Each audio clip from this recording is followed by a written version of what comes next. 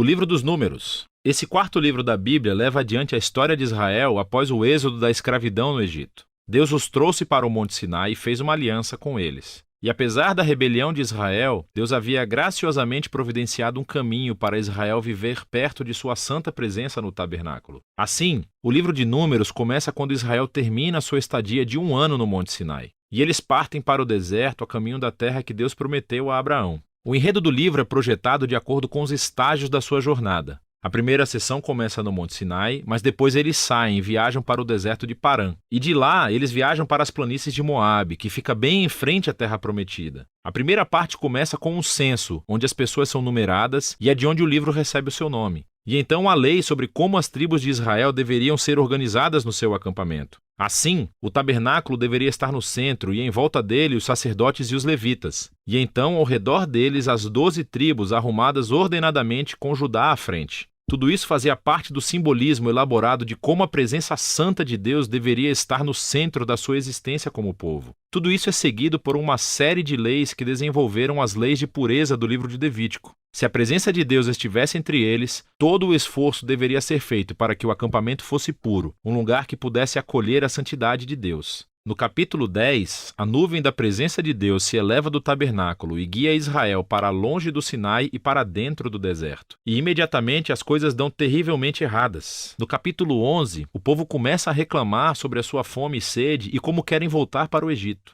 E no capítulo 12, os próprios irmão e irmã de Moisés começam a se opor e falar mal dele na frente de todo o povo. Essa viagem não está começando muito bem. A próxima sessão começa quando os israelitas chegam ao deserto de Parã, a meio caminho da terra prometida. E Deus diz a Moisés para enviar 12 espiões, um de cada tribo, para que eles possam espiar a terra prometida. Quando todos os espiões retornam, 10 deles dizem que não há chance de Israel sobreviver lá porque os cananeus os destruirão. Mas há 2 espiões, Caleb e Josué, que dizem que Deus pode salvá-los. Mas os 10 levam as pessoas a uma fúria medonha e começam a planejar um motim. Eles vão nomear um novo líder e voltar para o Egito. Então Deus fica compreensivelmente irritado e Moisés intercede em favor do povo. Ele chama Deus para ser fiel às suas promessas a Abraão. E Deus faz isso, mas não às custas da sua justiça. Ele dá a esses israelitas o que eles querem, não entrar na terra. E Deus condena essa geração a peregrinar no deserto por 40 anos, até que morram.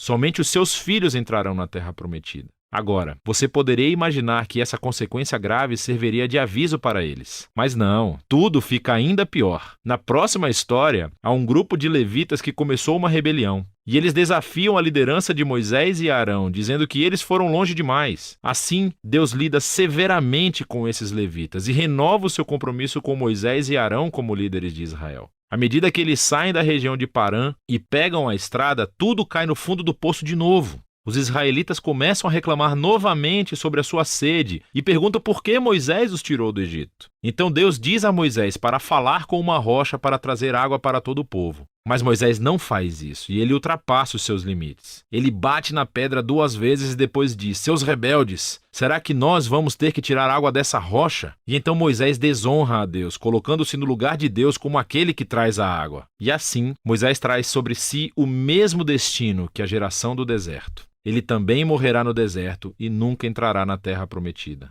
Depois disso, os israelitas se rebelaram novamente, e Deus traz um juízo muito estranho sobre eles, serpentes venenosas para vir e morder o povo. E assim, Moisés novamente intercede em nome do povo. E Deus diz a Moisés para fazer uma serpente de bronze e levantá-la em um poste. Quem olhasse para essa serpente seria curado da picada venenosa. É um símbolo muito estranho, mas está à altura do desafio que Deus impôs: ser fiel à aliança. Ele está certo em trazer justiça ao mal e ao pecado dos israelitas. Mas até a justiça de Deus se transforma em uma fonte de vida para aqueles que buscarão a cura de Deus. A partir daqui, as pessoas vão para as planícies de Moabe. E a primeira parte principal dessa sessão se concentra na figura estranha de Balaão. O rei de Moabe está assustado com esse grupo enorme de pessoas que viaja pelo seu território. Então ele contrata um feiticeiro pagão, Balaão, para amaldiçoar Israel. E 3 vezes diferentes Balaão descobre que não pode amaldiçoá-los. Ele só pode pronunciar bênção sobre Israel. Lembre-se da promessa de Deus a Abraão em Gênesis 12. Assim, Balaão não só não pode amaldiçoar Israel, mas Deus realmente lhe dá uma visão sobre um futuro rei israelita que um dia trará a justiça de Deus a todas as nações. Essa visão lembra a promessa de Jacó a Judá em Gênesis capítulo 49. Vale a pena parar para refletir sobre o fluxo do livro até agora. As histórias de rebelião no deserto se amontoam, ficando cada vez piores. E embora Deus traga atos parciais de justiça sobre Israel, ele também continuou mostrando misericórdia, fornecendo comida e água ao longo do caminho.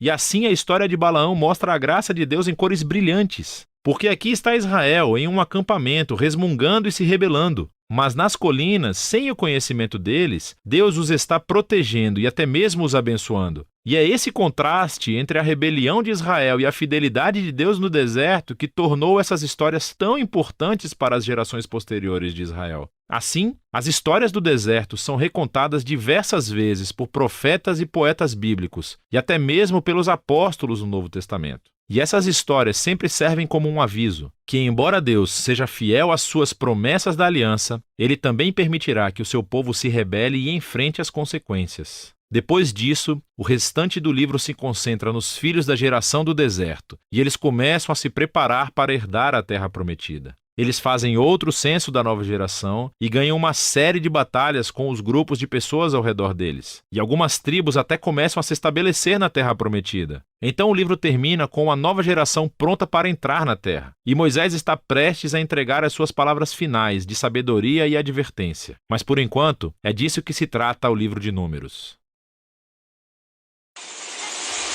Entre as contradições de cada vida se aprende algo e se renasce um pouco mais sábio. Na polaridade entre a luz e a escuridão, entre o medo e o amor, se aprende a encontrar a paz e a harmonia, a manter a energia vital.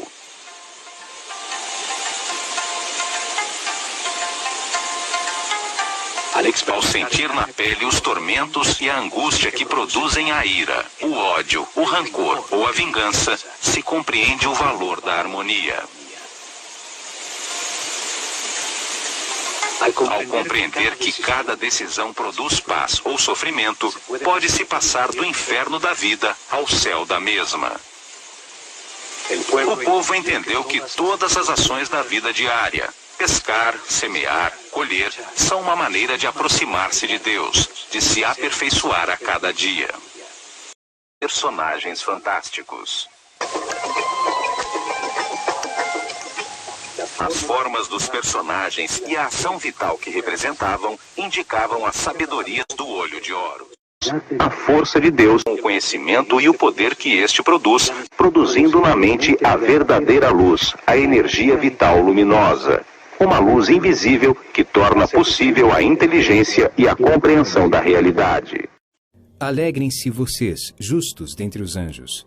Na santa morada, entoai-lhe hinos.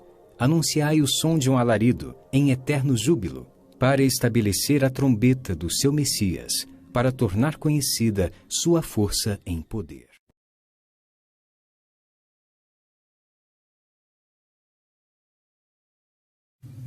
Não há nada mais precioso e está à sua disposição.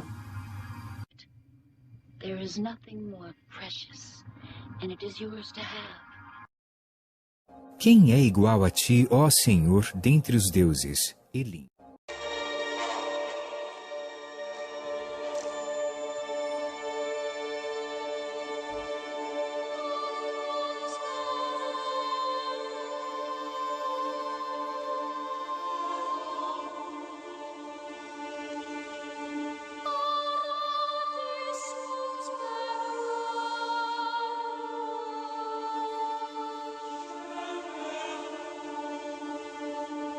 Quem é igual a ti, ó Senhor, dentre os deuses? Elim.